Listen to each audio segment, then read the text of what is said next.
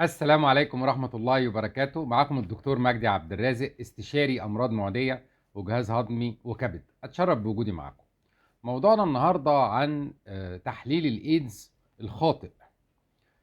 في بعض الناس اتكلمت وقالت: هل ممكن يا دكتور تحليل الإيدز بتاعي ممكن يطلع سلبي بالرغم إن أنا أكون عندي إيدز بالفعل؟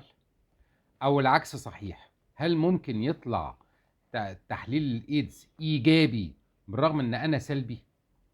طبعا إحنا هنا هوت في الفيديو ده هنشرح الموضوع بالتفصيل ونوضح بعض الحقائق على أساس إن إحنا نبقى فاهمين موضوع تحليل الإيدز، هل ممكن يطلع خطأ ولا لأ؟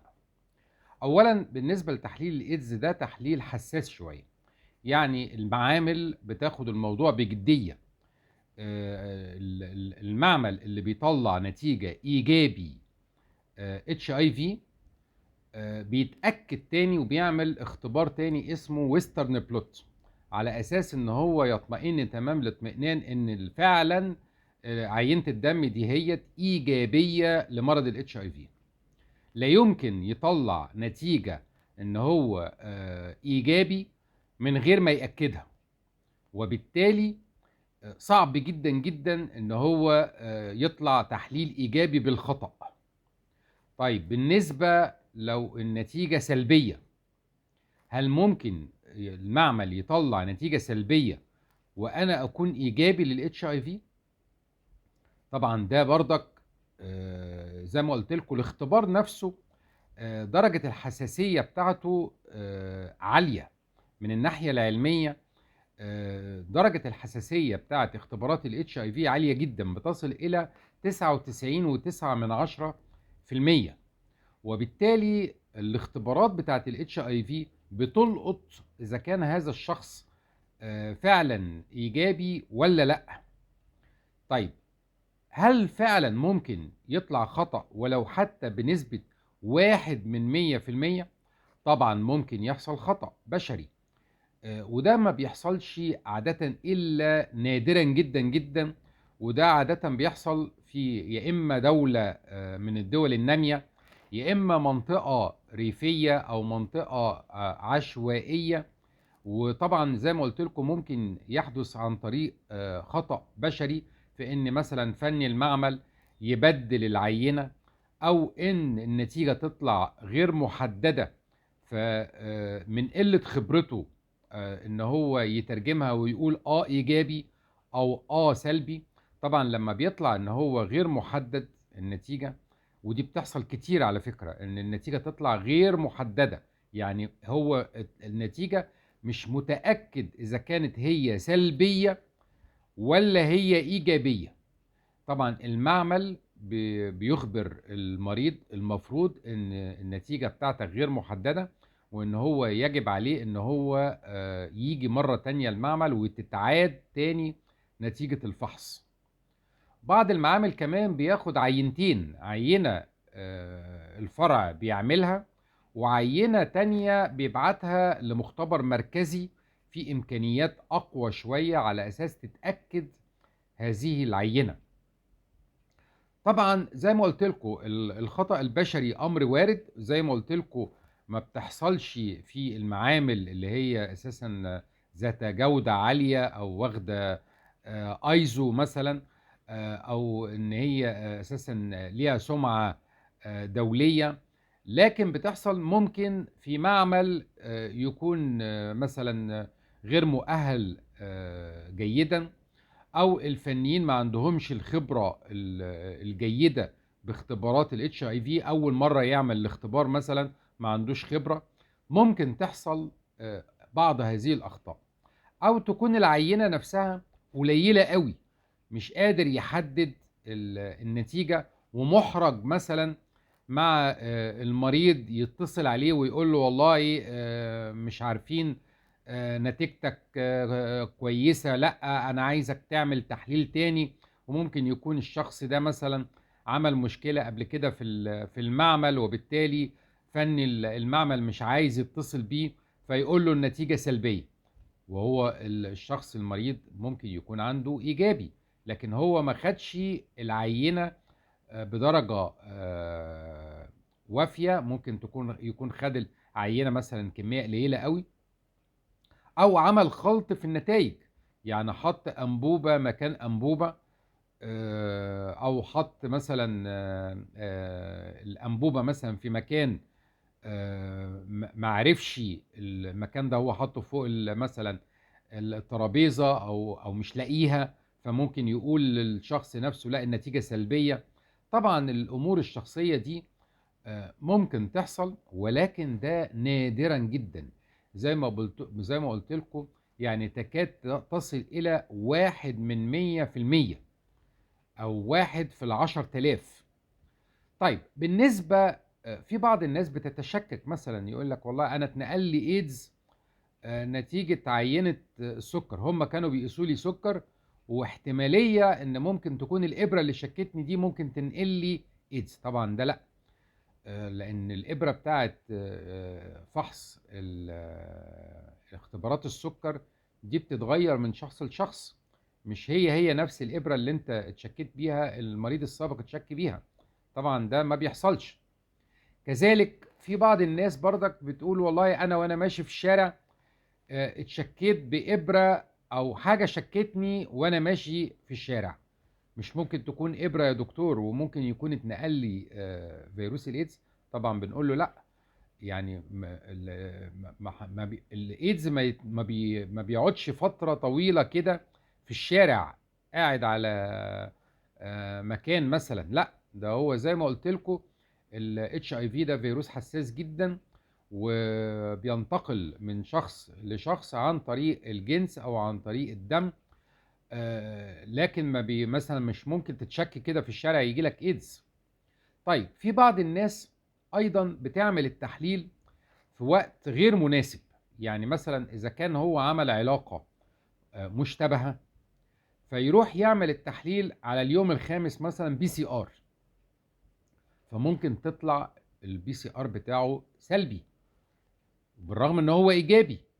ليه؟ لان هو ما انتظرش الفترة المحددة، لازم ينتظر على الاقل 9 ايام قبل ما يعمل اختبار الPCR عشان تطلع النتيجة قطعية.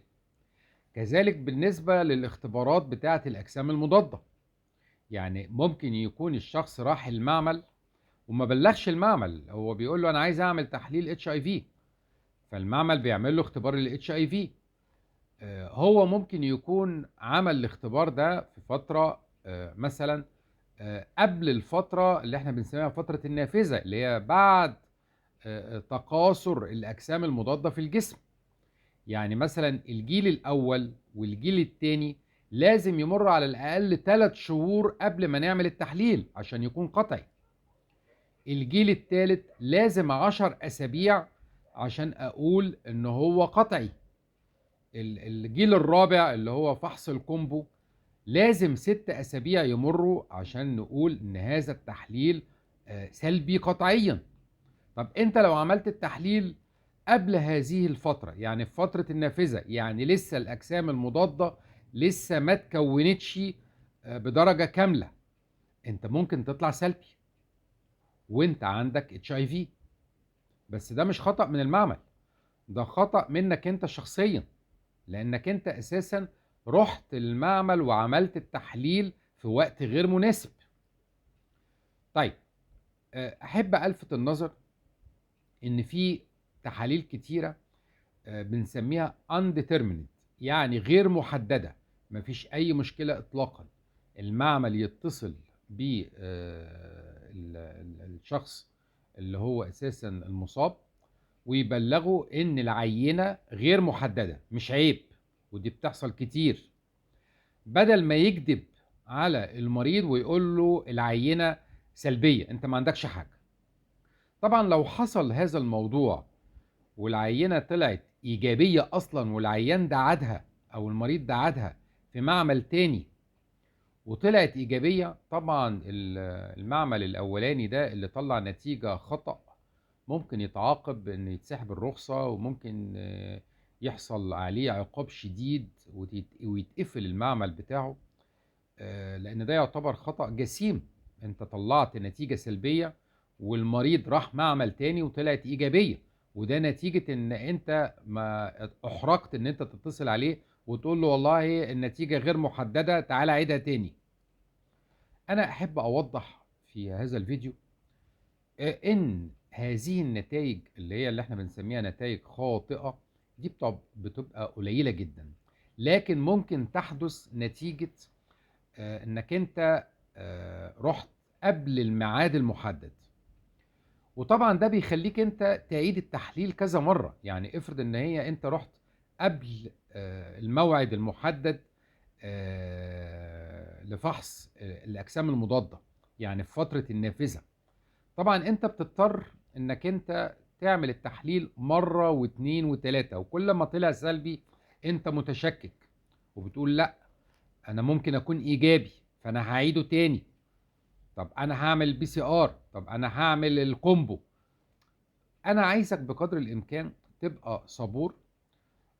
عايزك برضك تستشير طبيب متخصص، تعرض عليه الموضوع بتاعك على اساس انك انت تتبين الحالة بتاعتك ايه، الفترة المشتبهة ايه، امتى تعمل التحليل المناسب.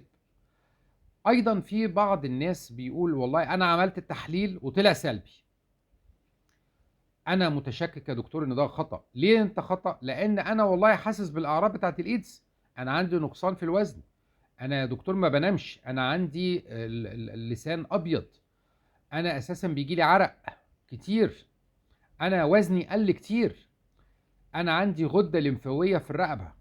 دي كلها اعراض الايدز. ده كمان يا دكتور حصل لي طفح جلدي اهو، موجود اهو في طفح جلدي عندي، اذا انا عندي الايدز والنتيجة بتاعتي سلبية. طبعا بالنسبة للدكتور المتخصص بيفحص العيان ويطمنه ويشوف هل فعلا نتيجة الفحص كانت موجودة في فترة النافذة ولا لا. لو كانت تعدت فترة النافذة والتحليل سلبي قطعيا، بيطمن المريض ويقول له لا والله انت اساسا سلبي قطعيا، اطمن، ما تعيدش التحليل تاني مرة واثنين وثلاثة واربعة، انت ما عندكش HIV خالص. طب والاعراض يا دكتور اللي انا حاسس بيها؟ الاعراض دي ممكن تكون نقص فيتامينات، او وسوسة، انت اساسا حصل لك نوع من انواع القلق والتوتر، انت قلقت على نفسك، وده شيء طبيعي ومقبول، انت خايف. في بعض الشباب بيفسخ خطوبته، في بعض الشباب متزوج بيعتزل زوجته لانه خايف يعديها، ده امر مقبول لانه حاسس بالندم والتوتر. وفي بعض الشباب بيقعد يبكي خايف على نفسه من المرض. احب اطمنك واحب اقول لك اذا كانت نتيجتك سلبيه قطعيا، يعني بعد فتره النافذه، ما تقلقش، والاعراض اللي عندك دي مش اعراض ايدز، اطمن، مفيش اي مشكله خالص. وطبعا انصحك انك انت تستشير طبيب متخصص عشان زياده الاطمئنان عليك. اشكركم جزيل الشكر، والسلام عليكم ورحمه الله وبركاته.